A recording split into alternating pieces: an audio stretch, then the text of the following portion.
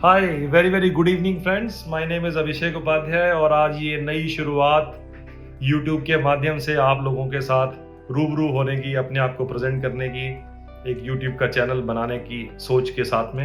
Right, तो video start करने से पहले छोटी सी इंट्रोडक्शन अपनी देनी चाहूँगा। नाम अभिषेक उपाध्याय, जन्म हुआ हरिद्वार में, गंगा नदी के किनारे एक बहुत ज़्यादा खूबसूरत बना हुआ शहर हरिद्वार, वहाँ पे जन्म हुआ। पिताजी प्रोफेसर समाजशास्त्र के, उसके बाद प्रिंसिपल बने और रिटायर हुए। एंड सेंट मेरीज करके स्कूल होता है, वहाँ पर एक कॉन्वेंट स्कूल है, वहाँ से +2 तक जो एजुकेशन है वो वहाँ से की साइंस में। राइट, और उस टाइम एक सीरियल आता था स्वाभिमान करके, राइट, और उसमें मनोज बाजपेयी जी थे और उसमें रोनित रॉय जी थे। उसने बड़ा अट्रैक्ट किया अपने तरफ समहाउ, राइट। एंड तो ये डिसाइड किया कि उससे जो जिस चीज़ ने उसकी अट्रैक्ट किया वो कॉर्पोरेट लाइफ थी एक्चुअली। तो ये डिसाइड किया कि कॉर्पोरेट लाइफ में जाना है, अपने को सरकारी नौकरी नहीं करनी है, अपने MBA करनी है अपने को, और करके कॉर्पोरेट लाइफ की तरफ जाना है। तो वो डिसीजन ले लिया था 11th-12th में। पिताजी को बोला कि पिताजी मैंने MBA करनी है। कहता ठीक है बेटा कर लो MBA, पर उससे पहले भी तो कुछ करो, +2 से सीधे MBA में एडमिशन नहीं होती। तो थोड़ी सी उस टाइम में जो भी मीन्स होते थे समझा, तो समझ में आया कि एक डिग्री होती है BBA, उसमें भी सेम कुछ ही पढ़ाया जाता था। तो अपन ने कहा ठीक है BBA करनी है जी। राइट, उस टाइम में बहुत ज़्यादा कॉलेजेस स्कूल नहीं थे, जो BBA बहुत ज़्यादा कॉलेजेस में नहीं था। तो वहाँ पर पता लगा कि इन यूनिवर्सिटीज़ में है, उनमें से इंदौर यूनिवर्सिटी में पिताजी के एक स्टूडेंट थे, वो MSW कर रहे थे, मिस्टर विश्वनाथ सिंह करके नाम था उनका। तो वो पिताजी ने कहा चलो इनके साथ चले जाओ, जाके वहाँ दे आओ, हो जाएगा तो चले जाना, कर लेना। तो ठीक है, तो अपन चले गए वहाँ पे। एडमिशन एक ही फॉर्म भरा था BBA का, एडमिशन हो गया, वहाँ चले गए। अच्छी बात ये थी कि इंदौर, पता नहीं था कि इतना मैं कहना चाहूँगा, वर्ड में यूज़ करूँ कि इतना अपनापन देने वाला शहर था। बहुत प्यारे लोग हैं इंदौर के, बहुत अपनापन शो करते हैं, मतलब खुली बाहों से मिलते हैं सबको, और बहुत मीठी लैंग्वेज है वहाँ की। और हमारे कॉलेज की, जो मैं पढ़ता था, श्री वैष्णव इंस्टीट्यूट ऑफ मैनेजमेंट में, देवी अहिल्या विश्वविद्यालय से एफिलेटेड कॉलेज है। मेरे कॉलेज की जो अच्छी बात थी कि वो सुबह के टाइम में वहाँ पे लगता था BCom, और हमारी क्लास ही शुरू होती थी 1-1:30 बजे या 2 बजे। तो एक आप कह सकते हो कि डिफरेंट तरह की लाइफ वहाँ जी, पर मज़ा था उसमें। यार दोस्त अच्छे थे, टीचर्स बहुत अच्छे थे, बहुत कुछ सिखाया है वहाँ पे। और BBA में आपको बहुत सारे सब्जेक्ट पढ़ाते हैं, मतलब सेमेस्टर सिस्टम होता है, एक सेमेस्टर में भी 6-7 सब्जेक्ट होते हैं। तो आप जब तक पास आउट होते हो तब तक आप 30-35 सब्जेक्ट पढ़ चुके होते हो, राइट। तो एक सब्जेक्ट जो आपके पहले सेमेस्टर में होता है, उसी का हाई एंड छठे सेमेस्टर में होता है, तो बहुत कुछ सीख चुके होते हो आपको। और वहाँ पे से रियलाइज हो गया कि अपने को जाना है जिस फील्ड में, वो है HR।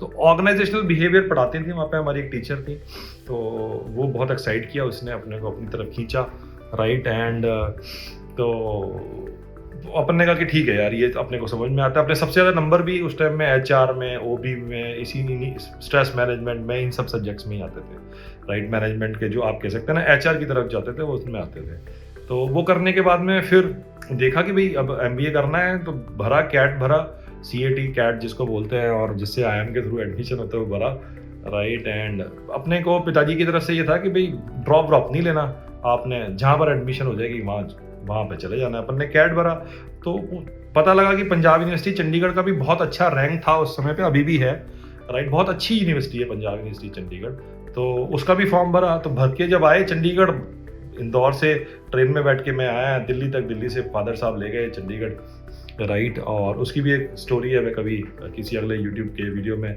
कवर करना चाहूँगा। तो जब वो ले गए, तो उसके बाद देखा चंडीगढ़ शहर में, शाम को 17 सेक्टर में घूमने गए, सर्दियों का समय था, वो वहाँ पे कहीं कोई सॉफ्टी खा रहे हैं, कुछ और खा रहे हैं, बड़ा वाइब्रेंट माहौल, डिफरेंट ही तरह का शहर है चंडीगढ़। आप जाएँ तो वहाँ पर की जो रौनक है वो एक नेक्स्ट लेवल पे ही होती है। और 20 साल पहले, तो मुझे लगता है 20-25 साल पहले, वो उससे ऊपर कोई शहर था ही नहीं।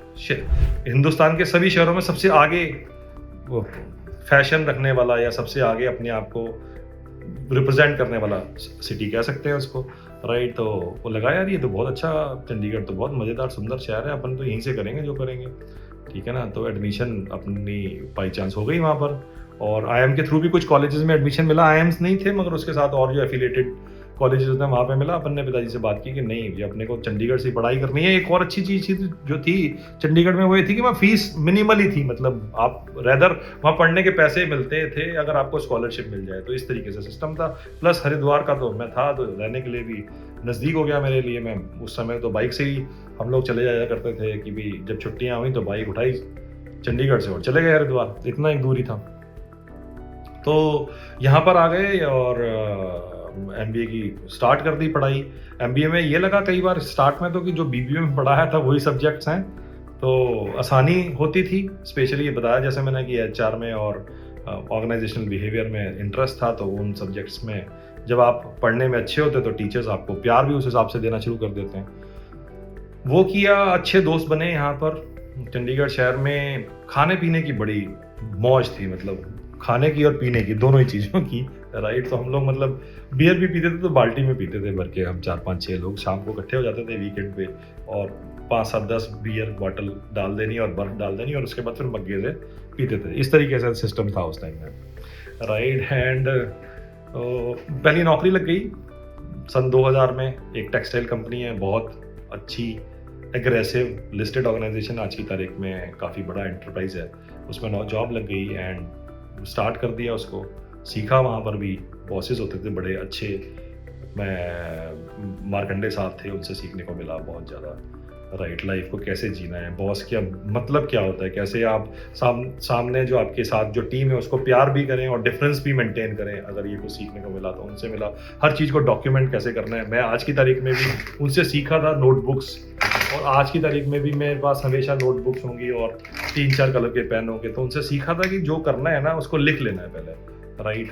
तो सीखने को मिला उनसे बहुत ज़्यादा। एंड उसके इनिशियली 2-3 साल काम करने के बाद तो ऑब्वियसली हरिद्वार नज़दीक है, आना जाना होता था, तो पिताजी से बात होती थी तो चर्चा करते थे, था कि भी नहीं कुछ और करना है कुछ। तो पिताजी से बात की, मैंने कहा पिताजी मैं जाना चाहता हूँ जहाँ पे लोग मेरे को रिपोर्ट करें, मतलब जहाँ पे मेरे बॉस हैं उनको अगर 15-20 लोग रिपोर्ट करते हैं तो मैं जाना चाहता हूँ उस लेवल पे, मतलब I want to sit on the other side of the table. तो पिताजी ने कहा कि बेटा ठीक है पहुँच जाओगे वहाँ पे, कोई बात नहीं, मेहनत करते रहो, 5-7-10 साल में पहुँच जाओगे। तो मैंने पिताजी को बोला कि नहीं पापा ये इतने साल नहीं, मुझे जल्दी जाना है। तो कहता यार अब तू ठीक है फिर कोशिश करो अगर ऐसा कुछ करना है तो। पर अब जिस टेक्सटाइल लाइन में था वहाँ पे बॉस बनने में टाइम लगता है, मतलब अगर आप 25 साल में 26 साल में आप कहो कि मैनेजर्स मेरे को रिपोर्ट करें 27 साल में, वो पॉसिबल नहीं है। तो ये समझ में आ गया अपने को। तो फिर अपन ने मेरे गुरु उस टाइम में थे अजय दयाल जी, तो उनसे बातचीत हुई मेरी, तो उन्होंने कहा कि अगर आप ये करना चाहते हो तो आप सर्विस सेक्टर में चले जाओ, वहाँ पे लोग आपको रिपोर्टिंग जल्दी स्टार्ट कर देते हैं। तो थोड़ा बहुत स्टडी की उस टाइम में, इंश्योरेंस, प्राइवेट इंश्योरेंस का सेक्टर ओपन अप हो रहा था, तो अपन ने कहा कि ठीक है चलो ठीक है। तो मैक्स न्यूयॉर्क लाइफ में जॉब कर ली पहली सेल्स मैनेजर की।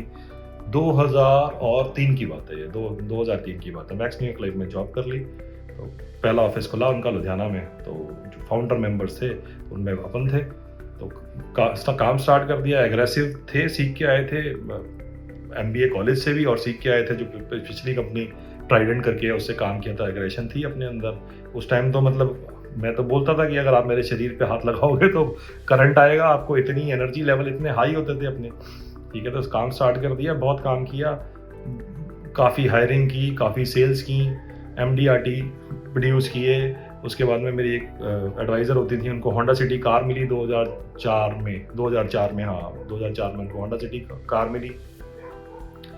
तो 2004 की बात है, बिल्कुल ठीक है। तो उसके बाद में फिर थोड़ा टाइम अमृतसर 1 साल शिफ्ट कर दिया, फिर वापस आए। इंश्योरेंस से अच्छा फील्ड सीखने के लिए, मैनेजमेंट सीखने के लिए मुश्किल से ही उस समय में तो कोई नहीं था। आज हो सकता है यंगस्टर्स के पास हो, क्योंकि जब मैं 27-28 साल का था तब मेरे को रिपोर्ट करने शुरू हो गए थे वो लोग जो 28 साल के भी थे, 30 के भी थे, 32 के भी थे, 35 के भी थे।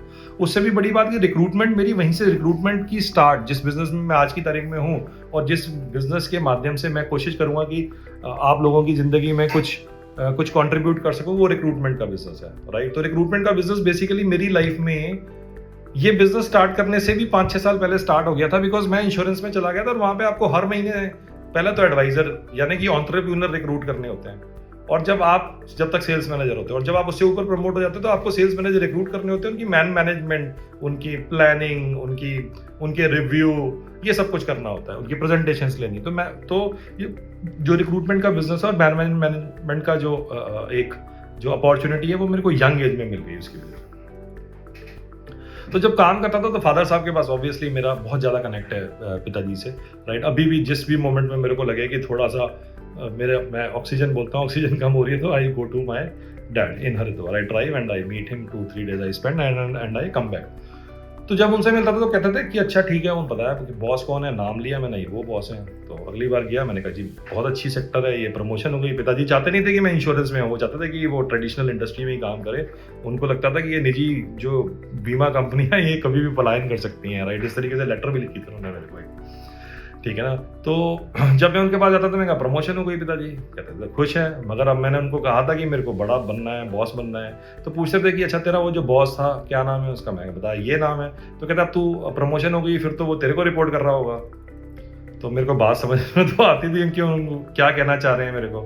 तो ऐसे ही चलता रहा 2-3 साल, वो हमेशा मेरी प्रमोशन होती थी। हर साल के बाद में वो पूछते थे कि क्या अब वो तेरे को रिपोर्ट करेगा। तो फिर मैंने एक दिन कहा कि पिताजी मैं अभी अब जॉब छोड़ने लगा हूँ। तो कहते क्यों जॉब क्यों छोड़नी है, क्योंकि कहते मैं इस कंपनी में रह के तो वो मुझे रिपोर्ट नहीं कर सकता, और वैसे भी मुझे अब लगता है कि कुछ अपना ही स्टार्ट कर लेना चाहिए। तो जब आप एक टीचर होते हो और एक प्रोफेसर होते हो तो बच्चों को ये समझाते हो कि नहीं रिस्क फ्री लाइफ जियो बेटा, क्यों करना है ऐसा कोई काम जिससे आपको कंस्ट्रेंट्स में आना पड़े इतना कुछ पढ़ने लिखने के बाद में भी। फिर भी थोड़ी बहुत बातचीत के बाद पिताजी मान गए और हमने ये कंपनी स्टार्ट कर दी स्टेप अप एचआर करके। मेरे साथ में ही काम करते थे उस समय इंश्योरेंस में बेला सेठी एंड स्वीकार सेठी, उनके साथ में मिलके, और प्लस इंश्योरेंस ने बहुत कुछ दिया है मेरे को। तो जो मेरे पार्टनर हैं पिछले 17-18 साल से बेला सेठी स्वीकार सेठी, वो इंश्योरेंस से मिले, और जो वाइफ है मेरी श्रुति वो भी इंश्योरेंस से मिली। और इसके साथ में मेरे अगर आज 10 अच्छे दोस्त हैं, टॉप 10 फ्रेंड्स की अगर मैं लिस्ट बनाऊं तो उसमें से 3 और 4 और इंश्योरेंस से होंगे। तो इंश्योरेंस ने रिलेशनशिप के मामले में इतना कुछ दिया, इतनी कुछ सीखने को भी दिया, और इतने अच्छे रिलेशनशिप भी दिए जो पिछले 15-20 साल से चल रहे हैं, और जिनके ऊपर आज मेरी जिंदगी का जो सब ताना बना है उनके साथ में बना हुआ है। तो उनके साथ मिलके ये स्टार्ट कर दी, अपने पार्टनर के साथ मिलके कहा कि भी अपना काम करेंगे, स्टेप अप एचआर करके स्टार्ट कर दी। और बस यहीं से स्टोरी स्टार्ट हो जाती है अपनी लाइफ की, जो एक डिफरेंट तरीके की है। तो पता नहीं था, सपने तो थे जो स्टार्ट की थी कुछ बड़ा करना है, पता नहीं था कि इनिशियली इतनी ज़्यादा सक्सेस मिल जाएगी। मैं 2007 में हम लोगों ने स्टार्ट की थी कंपनी, और 2012-13 में तो हम लोग मतलब जो बड़ी गाड़ियाँ होती हैं वो परचेज कर चुके थे, मैं और मेरा पार्टनर दोनों। अच्छा घर ले चुके थे, राइट। हिंदुस्तान के सारे 5 स्टार होटल में ऑलमोस्ट मैं रुक चुका था, क्योंकि जो हमारे कस्टमर हैं, हम लोग रिक्रूटमेंट के बिजनेस में, जैसे बताया, ठीक है ना। तो रिक्रूटमेंट के बिजनेस है आपके बॉम्बे, दिल्ली, हैदराबाद, पुणे, बैंगलोर, कैलकाटा, बड़े शहरों में है, राइट। और हमारी जो कंपनीज है जिनके लिए हम काम कर रहे हैं वो आज की तारीख में हिंदुस्तान की सबसे बड़ी अच्छी कंपनीज के साथ में हम काम कर रहे हैं या कर चुके हैं, ऑलमोस्ट सबके साथ में, राइट। और हम काम करते हैं कंपनीज के लिए, किन कंपनीज के लिए, जो ब्रिजेस बनाती हैं, जो सड़कें बनाती हैं, जो कोयले की खदानें खोदती हैं, जो स्टील की खदानें खोदती हैं, उनके अंदर से कोयला या स्टील निकालती हैं, कॉपर निकालती हैं, उनके साथ काम कर रहे हैं। हम लोग काम कर रहे हैं जो ऑयल एंड गैस के जो फील्ड्स बनाते हैं, जो तेल का कुआं खोदते हैं, पहले उनके साथ काम करते हैं, जो खोद के बनाते हैं, राइट। उसके बाद वो जो बन जाता है, जो स्ट्रक्चर बन जाता है, उसकी जो मेंटेनेंस कंपनीज करती हैं उनके साथ हम लोग काम करते हैं, राइट। और इसके अलावा फिर जो तेल निकालते हैं उनके साथ काम करते हैं, फिर तेल निकाल के जो डिस्ट्रीब्यूट करती हैं। तो सारी जो मैन्युफैक्चरिंग इंडस्ट्री की जितनी भी बड़ी इंडस्ट्रीज हैं और उनकी जो पूरी वैल्यू चेन है, हमने उन सब के साथ या तो काम किया है या कर रहे हैं।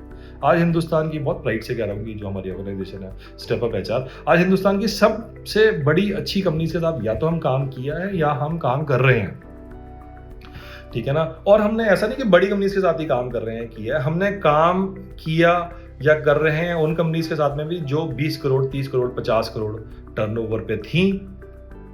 और पिछले 12 साल पहले या 7 साल पहले या 4 साल पहले हमने उनको मैनेजर्स दिए, और आज की तारीख में जो हमने उनको मैनेजर दिया था वो प्रेसिडेंट है, वाइस प्रेसिडेंट है, या जो हमने जनरल मैनेजर दिया था वो आज प्रेसिडेंट है, हेड ऑफ सेल्स है, हेड ऑफ प्रोडक्शन है, राइट। एंड ऐसे हमारे 1 2 5 10 नहीं, मतलब सैकड़ों ऐसे टेस्टिमोनियल्स हैं जहां पर जिन ऑर्गेनाइजेशंस के साथ में हम जुड़े उन्होंने बहुत ज़्यादा ग्रो किया। मैं यहाँ एक बात बिल्कुल क्लियर करना चाहूँगा कि जो हमारी कंट्रीब्यूशन उसमें रही वो सिर्फ और सिर्फ रिक्रूटमेंट से रिलेटेड रही, राइट। उसी फील्ड में हम लोग काम करते हैं और कुछ नहीं किया, मगर वो लोग जो वहाँ गए वो ग्रो किए, उनके साथ में ऑर्गेनाइजेशन ग्रो की, और उन कंपनीज के लिए जो 40 करोड़ रुपए थी आज 800 करोड़ रुपए हैं, वो 2000 करोड़ रुपए जाना चाहती हैं, तो उनके लिए आज हम लोग ढूंढ रहे हैं मैक्सिको में, ऑस्ट्रेलिया में, यूरोप के किसी शहर के अंदर, कनाडा में। क्यों? क्योंकि ये कंपनीज अब इंडिया में इतनी ग्रो हो गई हैं और अपना विस्तार करना चाहती हैं इन कंट्रीज के अंदर, तो कंट्री हेड्स ढूंढ रहे हैं, राइट। वो हो सकता है कि उसी जमीन से हो या कोई इंडियन भी हो जो वहां पे जाके बस गया, राइट। सो मतलब हमने ग्रो किया, कंपनीज ने ग्रो किया और बहुत अच्छा समय देखा, ठीक है ना। तो जब आप ग्रो कर जाते हो, 2013-14 का मेरा यूट्यूब पे वीडियो है जहाँ पे हमारे पास 150 लोगों की टीम थी and I am walking through my office. जब आप ग्रो कर जाते हो तो फिर कुछ गलतियां भी करते हो आप, एक तो ईगो आ जाती है, राइट। और जब आप अर्ली सक्सेस देख लेते हो तो that comes with its own cost in terms of the arrogance which comes along with it, ठीक है ना। तो वो प्लस जीवन है, उतार चढ़ाव तो आना ही है। जब आप सोचोगे कि मतलब सीधे ऊपर नहीं जाता ग्राफ, सो दैट्स हाउ। तो मतलब उस टाइम हम इतने ग्रो कर गए थे कि लोग पूछते कि यार ये अभिषेक उपाध्याय मतलब पिछले 10 साल में इतना ग्रो कर गया, या इसकी कंपनी या इसके पार्टनर इतना ग्रो कर गए, कहीं ये कोई मतलब कोई गलत काम तो नहीं कर रहे हैं, ठीक है। जबकि परमात्मा के आशीर्वाद से मैं शुरू से लेके अब तक मतलब पहले जॉब की या रिक्रूटमेंट की, हर ऐसा ही कोई काम किया जिसमें जो सैलरी आती है या जो फीस आती है वो मतलब अकाउंट में डायरेक्टली 1 रुपया भी कैश नहीं आता, अकाउंट में डायरेक्टली आती है। इतना अच्छा नंबर 1 का काम किया। सो फिर कुछ गलतियां हुई अपने से, राइट। एंड कुछ लोग आपसे दूर हो जाते हैं जब आप एक लेवल पे आप अगर एरोगेंस शो करो तो। प्लस इकोनॉमी भी अप एंड डाउन चलती है, हमारा बिजनेस साइक्लिक है। तो फिर हमें ये लगा कि नहीं, अब हमें मतलब उसके बाद डाउन टाइम भी देखा, उसके टाइम बाद कैश फ्लो का क्रंच भी देखा, उसके बाद टीम का टूटना भी देखा, उसके बाद टीम का कुछ लोगों का आपके साथ खड़ा रहना भी देखा, काफ़ी कुछ देखा, राइट।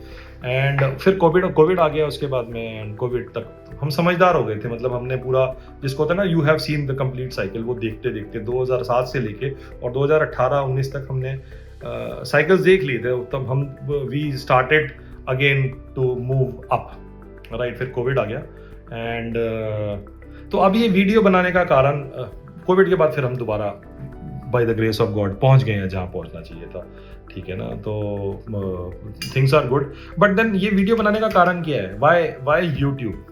सी ये कॉपी पे लिखते हुए 15 साल 17 साल 18 साल हो गए हैं, और अभी मैं इंट्रोस्पेक्ट करने के लिए 2 दिन के लिए अपने घर से दूर गया, तो ये लगा कि नहीं, अगर अब इससे आगे की जो जर्नी है तो कुछ नया करना पड़ेगा, कुछ और करना पड़ेगा। और वो घंटा 2 घंटा अकेले में बैठ के जब होता है ना पिन ड्रॉप साइलेंस है, पिन ड्रॉप साइलेंस में बैठ के एक अंदर से आवाज आएगी, Abhishek now you will have to go digital, right. So this is the reason this video is there. This is my first video, this is my attempt to go digital. अब जाना क्या है डिजिटल, करना क्या है। मेरे जो कॉर्पोरेट कस्टमर हैं उनसे डिजिटल जाना है तो मैं एक कॉल कर सकता हूँ, आराम से जूम कॉल करते हैं, उसी पे चल रही है दुनिया। इसलिए जाना है डिजिटल क्योंकि जो सीखा है पिछले 20-22 सालों में, भले से इंश्योरेंस में रिक्रूटमेंट करके और मैनेजमेंट करके, या फिर ये स्टेप अप एचआर एक कंपनी, एक अच्छा ब्रांड, इंडिया का बड़ा ब्रांड है आज की तारीख में स्टेप अप एचआर, इसको बिल्ड करके, प्लस उन कस्टमर्स के साथ अटैच होके आज हम हिंदुस्तान की बड़ी से बड़ी कंपनी के साथ काम कर रहे हैं। तो वो ऐसा क्या कर रहे हैं इन terms of hiring, only in terms of hiring, ऐसा क्या कर रहे हैं जिसकी वजह से वो सक्सेसफुल है। क्या एक कंपनी जो आज की तारीख में 20 करोड़ कर रही है और 10 साल बाद, 15 साल बाद, 8 साल बाद वो 800 करोड़ पे पहुंच जाती है, तो क्या कारण होता है? In terms of man power, he और she hires the right person. तो वो जो आर्ट है हायरिंग द राइट पर्सन, जिसकी हमारे पास एक्सपर्टीज है, वो आर्ट मैं चाहता हूं कि वो आर्ट एक छोटे व्यापारी के पास या एक स्टार्टअप के पास या एक व्यापारी जो आज 2, 3, 5, 10 लोगों की टीम पर है मगर उसके सपने बड़े हैं, इस आर्ट को, उस सीक्रेट को आप तक लाने के लिए और उसके माध्यम से यूनिवर्स को थैंक यू करने की कोशिश है ये यूट्यूब की शुरुआत। इसके माध्यम से अपनी कोशिश रहेगी कि अगर एक बिजनेस ओनर जिसके पास 2 लोगों की टीम है और वो महीने में या साल में एक्स अर्निंग कर रहा है मगर उसका सपना 5x पर जाने का है, तो सोच के बाद और पैसे के बाद जो तीसरी चीज चाहिए, मैं तो कहूंगा सोच के बाद पैसे से पहले जो दूसरी चीज ही चाहिए वो है राइट टीम। वो राइट टीम आप कैसे बना सकते हैं? अगर आज आपने बिजनेस स्टार्ट किया है तो आपका पहला एम्प्लॉय कैसा होना चाहिए? अगर पहला हायर कर लिया है तो दूसरा कैसा होना चाहिए? दूसरा हायर कर लिया है तो 2 से 5 की टीम में और कौन से 3 आपको अटैच करने चाहिए? अगर आज आप 5 लोगों पे हैं और आप चाहते हैं कि मुझे बिजनेस को अगले 2 साल में डबल करना है, तो वो कौन से 5-7 लोग और आप अटैच करने चाहिए? उनकी शक्लें कैसी होंगी?